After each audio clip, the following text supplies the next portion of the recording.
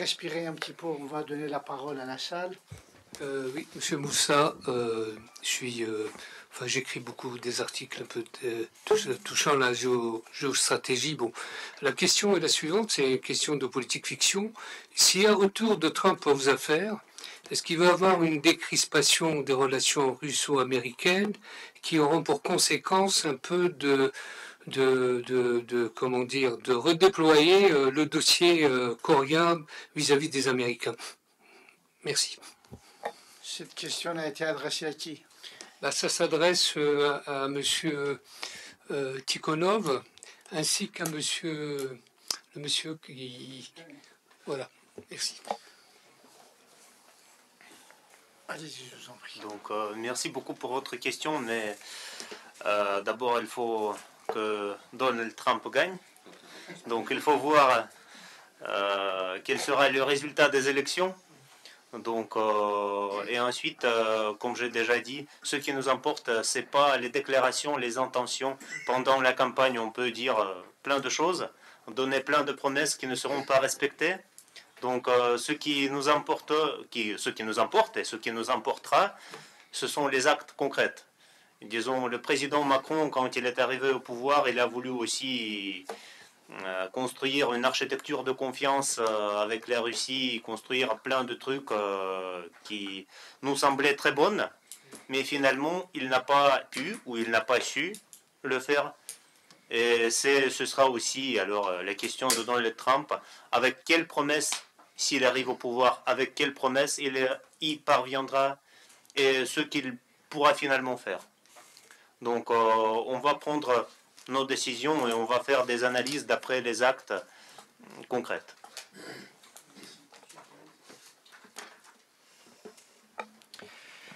Oui, je pense que les différents présidents, quels que soient les pays, n'ont pas de pouvoir. Donc je ne pense, si c'est Trump ou Biden, je pense que les choses seront...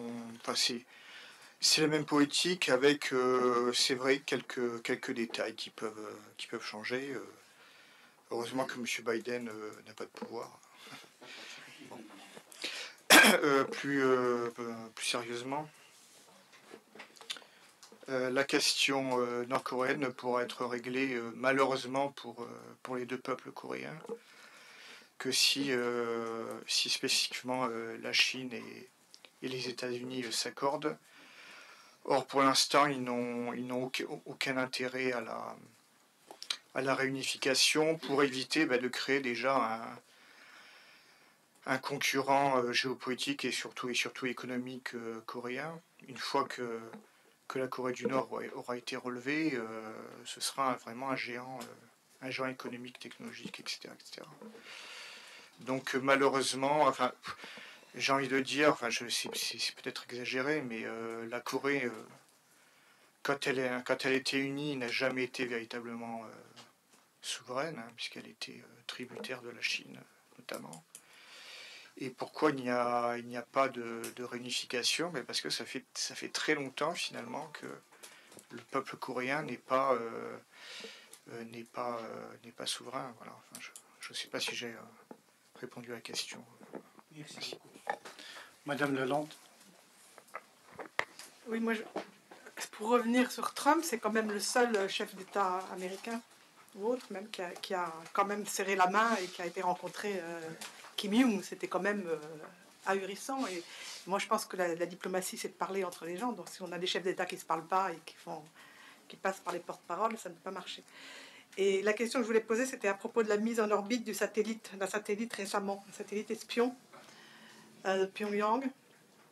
Je voulais savoir ce que vous en pensez, monsieur Télécé. Est-ce que ça n'a pas existé? Parce que selon votre théorie, est-ce que ce satellite n'a pas existé? Je ne dis pas que les choses... Est-ce qu'il peut y avoir... Quelles sont les conséquences éventuelles? Pardon. Je ne dis pas qu'il n'y a pas eu de satellite et de lanceur pour le propulser, mais apparemment les services sud-coréens, qui en plus de ça sont en pleine restructuration, ont repêché donc quelques éléments de ce lanceur.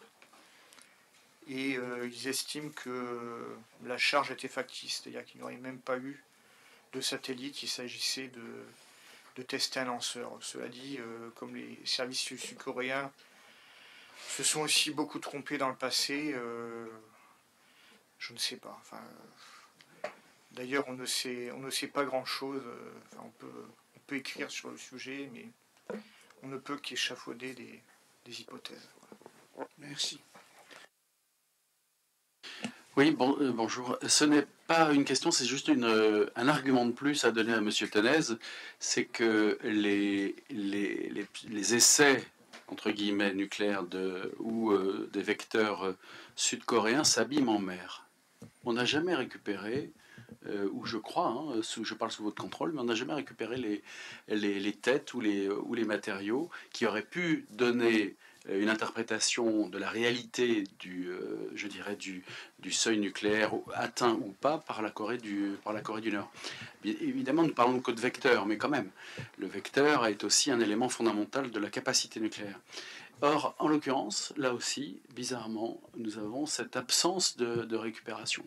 Donc, le jeu du trio paradoxal entre les États-Unis, la Chine et la Russie vis-à-vis de la Corée du Nord me semble, au regard des arguments développés, quand même la meilleure des hypothèses, même si elle est tout à fait, effectivement, paradoxale. Je ne suis pas un expert des armes nucléaires, mais en 2006, il y a bien eu un essai nucléaire dans le nord de la Corée. C'était un essai nucléaire souterrain, et il y en a eu plusieurs même, en 2016. Donc, comment est-ce que vous pouvez penser qu'il n'y a pas d'armes nucléaires en Corée du Nord, malgré les essais qui ont été réalisés au cours des 10 dernières années passées? Juste au niveau des missiles, il y a eu des missiles qui ont été repêchés avec des mentions, en russe notamment, mais il est possible aussi que ça peut être l'Ukraine. Alors, je ne pourrais pas répondre en quelques mots sur votre question, mais il y aurait deux hypothèses.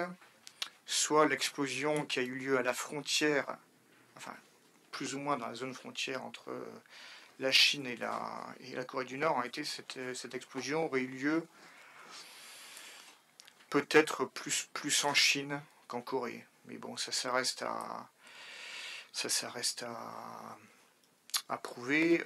Ensuite, on n'est pas spécialement sûr que l'explosion ait été nucléaire. Ça peut être une explosion conventionnelle pour tromper. Alors il y a eu effectivement des mesures pour mesurer la radioactivité. Il n'y a pas eu de hausse significative de la radioactivité à cet endroit.